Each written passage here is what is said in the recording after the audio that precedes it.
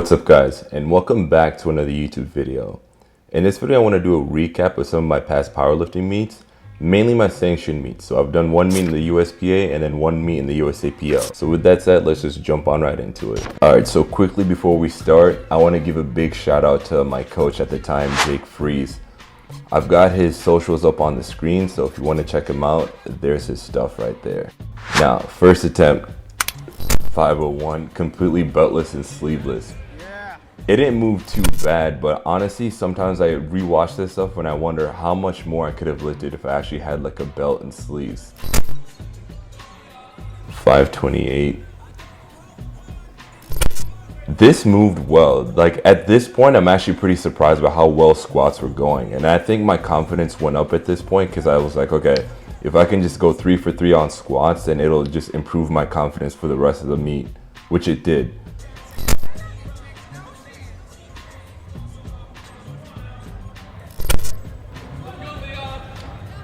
That felt heavy on the back, but getting this back up actually didn't feel too bad. I was actually surprised that I had 551 in me that day. I think at the time like 540 was the most I had done in the gym, so that was a lifetime PR. Bench 319.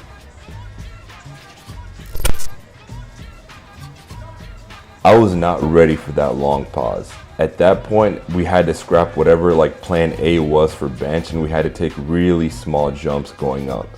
Like this next attempt, 330, I think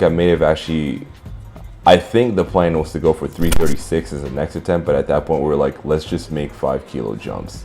Like we don't know how long these pauses are gonna be, and plus at the time I used to actually sink the bar into my chest.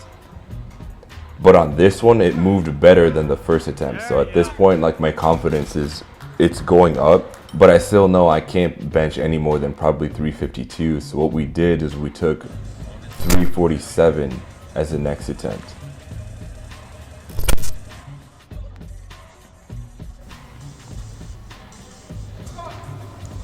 This pause felt like an eternity.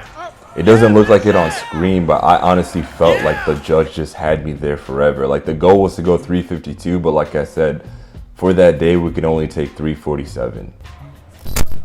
So deadlifts 611. I don't think this should have counted.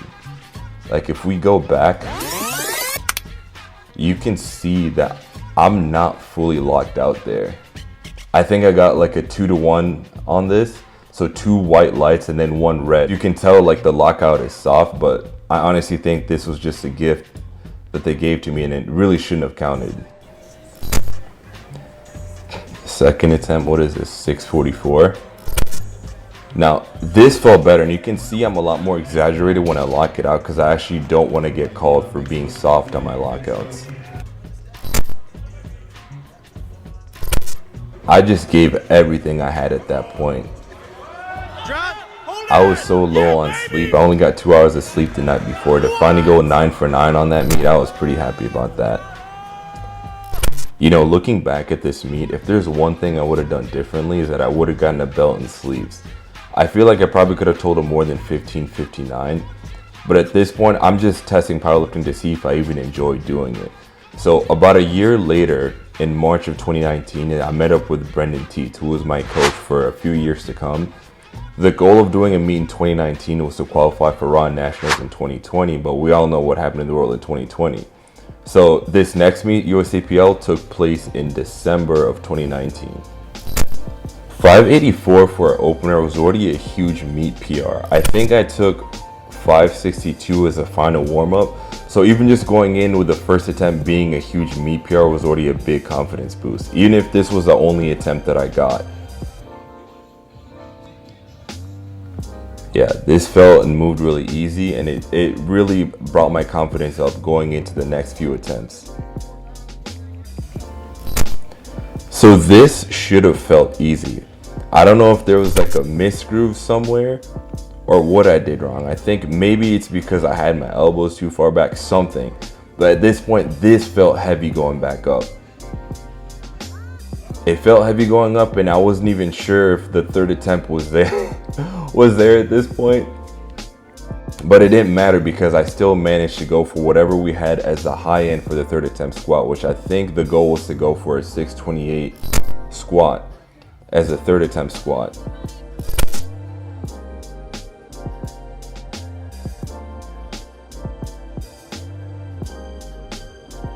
Coming back, I gave everything I had to get that one back up. Like, my back was wrecked after that one. Like, you can see me shaking my head like I cannot believe I just got that.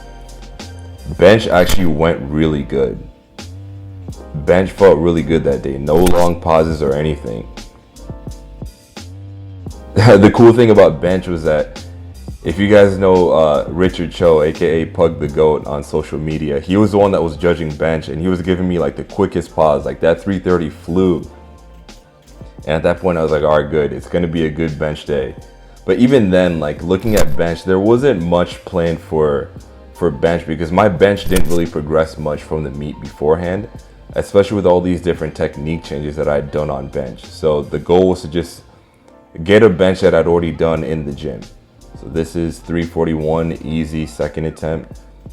And then the last attempt finished with 352, which was a meet PR in comparison to the previous meet.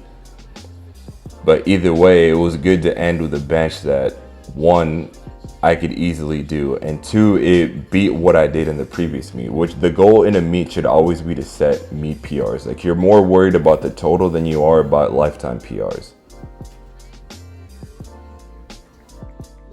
So deadlifts were kind of like, they were very hit or miss. Like, the opener moved really well. It was super easy, a good confidence builder going up.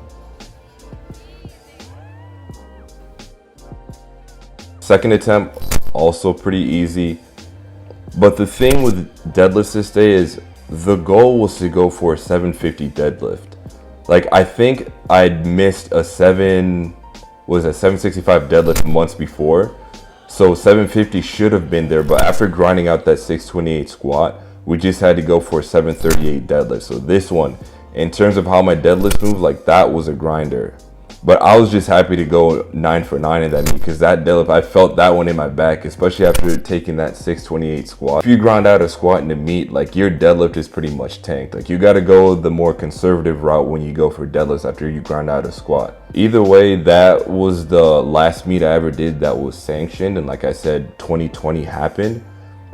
And honestly, after 2020, I was kind of iffy about whether or not I really wanted to do powerlifting or compete in powerlifting. I still enjoy doing the big three, but in terms of being like a competitive powerlifter, a high level competitive powerlifter, I'm not sure if that was truly something that I wanted to do. Seeing the level of dedication that it takes to really be on that level made me question whether or not that's something that I truly want to do.